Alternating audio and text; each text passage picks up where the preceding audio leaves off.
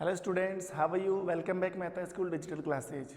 देखो, ग्रेविटेशन वाला चैप्टर चालू कर रखा है और लास्ट लेक्चर में हमने डिस्कशन किया था मास एंड वेट, यानी कि द्रव्यमान और भार के बारे में हमने पढ़ना स्टार्ट किया था। तो मैंने एक चीज़ बताई थी कि उनमें डिफरेंस बताया था कि द्रव्यमान क्या चीज़ होती है, भार क्या चीज़ होती है। और एक पॉइंट था कि द्रव्यमान किसी भी ग्रह पर चेंज नहीं होता है। आप ब्रह्मांड के किसी भी कोने में चले जाओ, द्रव्यमान चेंज नहीं होता, लेकिन भार बदलता है। जैसे किसी वस्तु का भार पृथ्वी पर 80 kg है तो उतना ही भार चंद्रमा पर नहीं होगा, क्योंकि सबका जी अलग अलग होता है। जी का मतलब पृथ्वी के द्वारा लगने वाला गुरुत्वीय त्वरण। तो पृथ्वी का त्वरण गुरुत्वीय त्वरण है, चंद्रमा पर जाओगे तो गुरुत्वीय त्वरण कुछ और लगेगा। तो जी बदलने के कारण हर ग्रह या उपग्रह पर जो वस्तु का भार है वो चेंज हो जाता है। तो हमें आज पढ़ना क्या है, आज का जो टॉपिक है वो है चंद्रमा पर वस्तु का भार, कि किसी वस्तु का भार पृथ्वी पर कितना होता है और उसके कंपेयर में चंद्रमा पर कितना है। तो किसी वस्तु का चंद्रमा पर भार पढ़ना है। Weight of an object on the moon, यानी कि वस्तु का भार किस पर? चंद्रमा पर। तो एक चीज मैं आपको कंफर्म कर दूं, ध्यान रखना, चंद्रमा पर वस्तु का भार 1/6 होता है। चंद्रमा पर वस्तु का भार पृथ्वी की तुलना में 1/6 होता है। क्या बोला मैं? पहले इस चीज को समझना। चंद्रमा पर वस्तु का भार पृथ्वी की तुलना में 1/6 होता है। चंद्रमा पर वस्तु का भार पृथ्वी की तुलना में 1/6, मतलब पृथ्वी पर अगर किसी वस्तु का भार कुछ भी हो, उसका 1/6 भाग कहाँ पर होता है? चंद्रमा पर। जैसे मैं ये कहूँ, पृथ्वी पर किसी वस्तु का भार 60 kg है, पृथ्वी पर किसी वस्तु का भार 60 kg है, तो चंद्रमा पर कितना हुआ? 10 kg। 1/6 देख लो, मतलब छठा पार्ट, 6वां हिस्सा होता है कहाँ पर? चंद्रमा पर। या अगर किसी वस्तु पर पृथ्वी का भार 1 kg है तो चंद्रमा पर 1/6 kg होगा, मतलब उस 1 का छठा भाग। 60 का छठा भाग क्या हो गया? 10। 10 × 6 कितने हो गए? 60।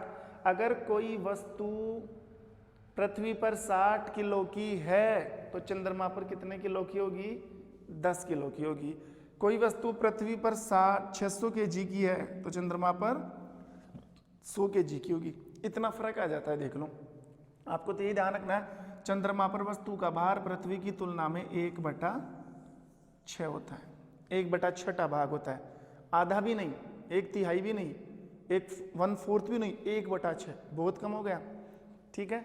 ऐसे समझ गए?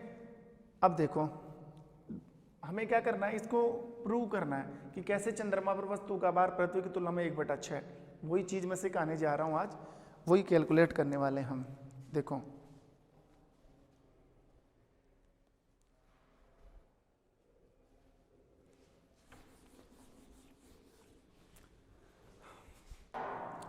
तो चंद्रमा पर वस्तु का भार निकालना है किसकी तुलना में? पृथ्वी की तुलना में। तो हम क्या करेंगे, पहले वस्तु का भार चंद्रमा पर निकालो, फिर वस्तु का भार पृथ्वी पर निकालो। तो चंद्रमा के भार में पृथ्वी के भार का भाग दे दो, ये लो, चंद्रमा का भार आ जाएगा किस पर? सॉरी, वस्तु का भार आ जाएगा किस पर? चंद्रमा पर। तो सबसे पहले क्या करना है, चंद्रमा पर वस्तु का भार निकालना है। चंद्रमा पर वस्तु का भार, weight of an object on the moon, चंद्रमा पर वस्तु का भार। और भार के लिए फॉर्मूला क्या था? W बराबर, भार को किससे रिप्रेजेंट करते हैं? W से। फॉर्मूला क्या होता है? W बराबर mg, और बल का फॉर्मूला क्या होता है? F बराबर ma। तो एक की जगह क्या लिया हमने? एक के स्थान पर क्या ले लिया? g ले लिया। तो भार चंद्रमा का, सॉरी, किसी भी वस्तु का जो भार होता है वो किसके बराबर होता है? पृथ्वी के द्वारा लगने वाले गुरुत्वाकर्षण बल के बराबर। पहले बताया था कि इस मार्कर को अगर मैं नीचे छोड़ूं तो ये नीचे जा रहा है, तो इसके द्रव्यमान पर पृथ्वी क्या लगा रही है? बल लगा रही है, और उसे कौन सा बल बोलते हैं? गुरुत्वाकर्षण बल। तो देखो, गुरुत्वाकर्षण बल का सूत्र लिखा जाएगा यहाँ पे। गुरुत्वाकर्षण बल का फॉर्मूला क्या होता है? F बराबर Gm1 m2 upon D square. तो तो एफ की जगह तुमने क्या ले लिया W, और बाकी ये राशि ऐसे कैसे लिख दो G M। अब M1 और M2 लिखना नहीं है, एक M आएगा किसके लिए, चंद्रमा के लिए, एक M आएगा वस्तु के लिए, तो M के नीचे लिख दिया स्मॉल m। स्मॉल m का मतलब है मून, और जो दूसरा द्रव्यमान है वो वस्तु के लिए, अपॉन D का इस्तेमाल नहीं करना, त्रिज्या का इस्तेमाल करना है r², और ये त्रिज्या है किसकी है, चांद की त्रिज्या, तो m। इसको दे दो इक्वेशन नंबर फर्स्ट। और ये भार किस पर निकाल रहे हैं, मून पर। तो WM का मतलब मून है, जहां जहां पर M नीचे लग रहा है ना उसका मतलब मून, क्योंकि वस्तु का भार कहाँ निकाला जा रहा है, चंद्रमा पर निकाला जा रहा है। तो समीकरण 1 हो गया। ऐसे ही देखो पृथ्वी पर वस्तु का भार, पृथ्वी पर वस्तु का भार, जहां जहां पर M लग रहा है ना मून, वहां वहां पर पृथ्वी लगा देना, E अर्थ लिख देना। तो फॉर्मूला क्या बनेगा, WE equal G capital M E M upon r², और ये त्रिज्या किसकी है, पृथ्वी की त्रिज्या। WM वस्तु का भार चंद्रमा पर, G गुरुत्वाकर्षणीयता, MM चंद्रमा का द्रव्यमान, M वस्तु का द्रव्यमान, r² चंद्रमा की त्रिज्या। पृथ्वी का द्रव्यमान, वस्तु का द्रव्यमान, पृथ्वी की त्रिज्या, और पृथ्वी पर वस्तु का भार। इसको दे दो समीकरण नंबर 2। अब क्या करना है, समीकरण 1 को समीकरण 2 से विभाजित करने पर, समीकरण 1 को समीकरण 2 से डिवाइड करने पर, विभाजित करने पर क्या करें, 1 में 2 का भाग लगेगा। तो देखो WM equal GM upon r²M, इसका भाग देना इसमें, WE equal GM r²E, G से G कैंसिल, इस M से M कैंसिल हो गया। अब क्या करना है ये जो r² है ये ऊपर चला जाएगा, अब इनको ऐसे लिख दो WM अपॉन WE, ठीक है, capital M small m upon capital M small e into, अब ये थोड़ी आएगा, ये ऊपर जाएगा तो ये यहाँ पे चला जाएगा, तो यहाँ पे लिखेंगे r² E अपॉन r²M। ये लो, ये राशि आ गई।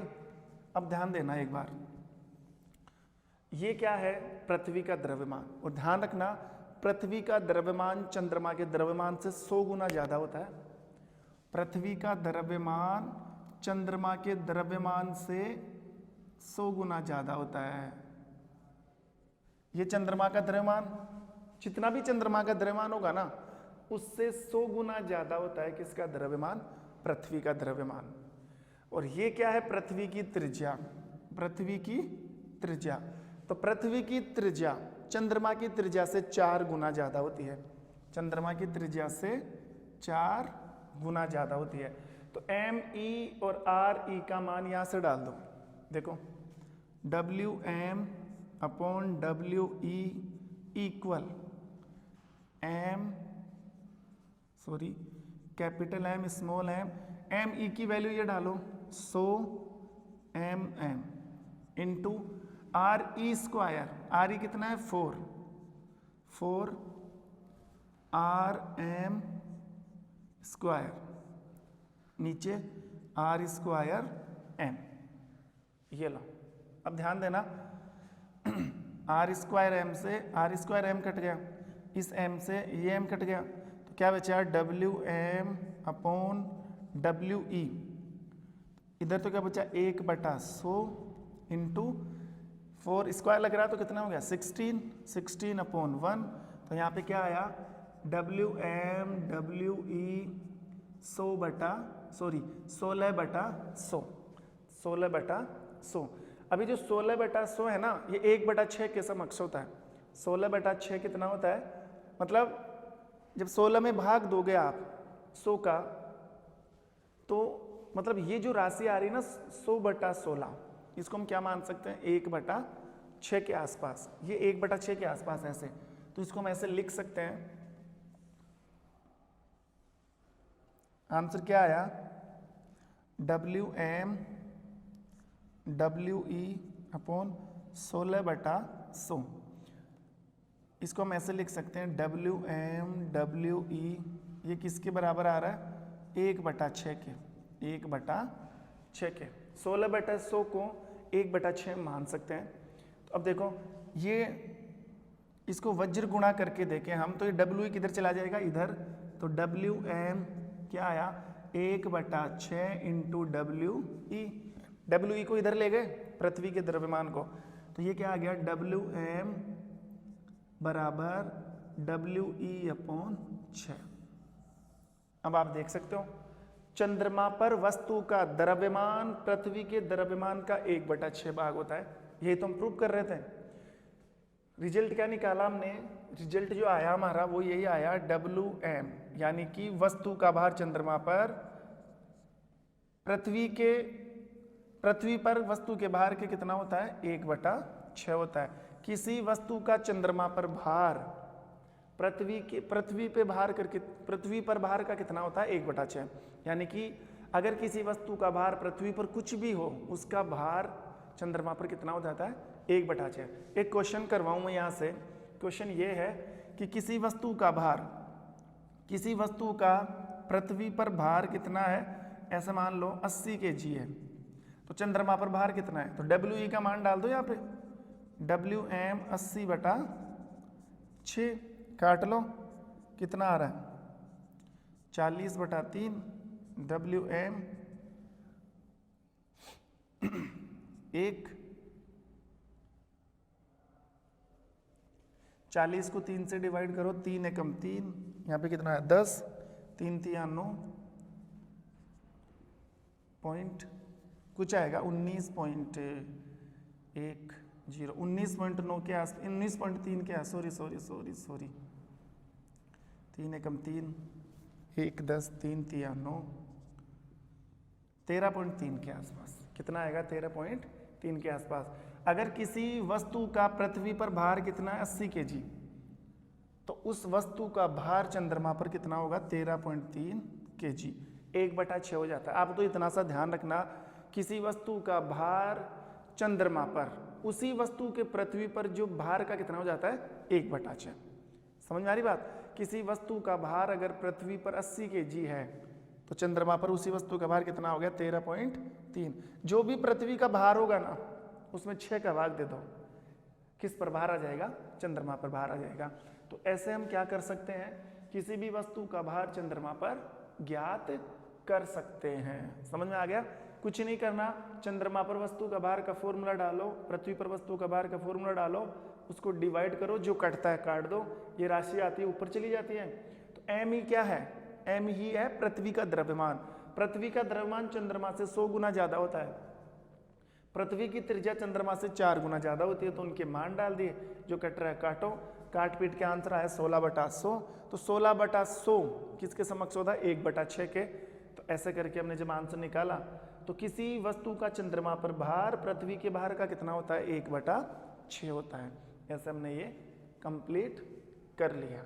ये लो, तो ये टॉपिक तो कंप्लीट हो गया। अब जो नेक्स्ट टॉपिक है वो है प्रणोद एवं दाब। तो वो क्या चीज़ है, देखते हैं एक बार।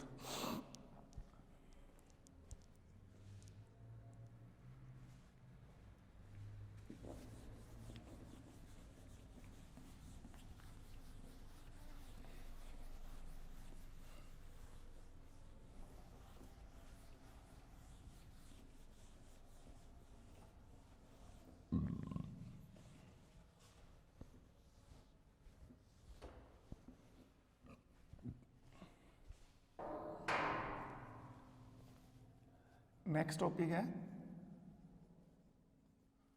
प्रणोद एवं दाब, thrust and pressure. Thrust and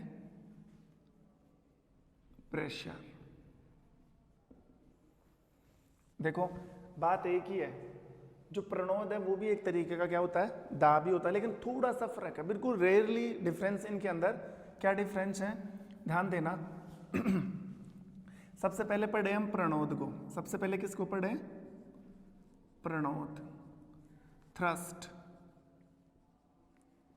देखो प्रणोद किसे कहते हैं? प्रणोद भी एक प्रकार का दाब है, प्रणोद भी एक प्रकार का दाब है। तो ये भी दाब आप जानते हो, प्रेशर क्या चीज होती है। प्रणोद किसे कहते हैं? किसी वस्तु की सतह पर लंबवत लगने वाले बल को। कोई वस्तु है, ये लो, इस वस्तु की सतह है बिल्कुल ऐसे समतल, अगर इस पर लंबवत बल लगाया जा रहा है ऐसे 90 डिग्री के कोण पर, किसी वस्तु की सतह पर लंबवत लगने वाला बल या लंबवत लगने वाला दाब क्या कहलाता है? प्रणोद कहलाता है। किसी वस्तु की सतह पर, किसी वस्तु की सतह पर लंबवत लगने वाला, लंबवत लगने वाला बल प्रणोद कहलाता है। किसी वस्तु की सतह पर लंबवत लगने वाला बल क्या कहलाता है? प्रणोद। ये कंडीशन है कि वो जो बल लग रहा है ना सतह पर, वो 90 डिग्री के कोण पर लगना चाहिए, वो लंबवत लगना चाहिए, तभी हम उस कंडीशन या उस घटना को क्या बोल सकते हैं? थ्रस्ट बोल सकते हैं, प्रणोद। जैसे बोर्ड है, ध्यान देना, ये बोर्ड है, अब इसके ऊपर मैं बल लगाऊं ऐसे, तो ये जो बल लग रहा है ना, ये सतह और इस पर 90 डिग्री कोण पर मैं ऐसे दाब लगा रहा हूं ऐसे, तो ये भी प्रणोद है। इस चीज को भी क्या बोलते हैं? प्रणोद। तो लंबवत सतह पर हम क्या लगा रहे हैं? बल लगा रहे हैं। लंबवत सतह पर क्या लगा रहे हैं? बल। देखो लास्ट में लंबवत लगने वाला बल। तो प्रणोद का मात्रक क्या हो गया? बल है ना, बल का मात्रक क्या होता है? प्रणोद का मात्रक भी क्या हुआ? न्यूटन। क्या हुआ मात्रक? न्यूटन। बस ये ध्यान रखना, इसके लिए कंडीशन यही है कि किसी सतह पर अगर आप प्रेशर डाल रहे हो, अगर वो लॉन्गिट्यूडनल है, वो वर्टिकली लग रहा है ऐसे 90 डिग्री के कोण पर, तो उसे हम दाब ना बोल के क्या बोलेंगे? प्रणोद। अब देखो दाब, प्रेशर किसे बोलते हैं?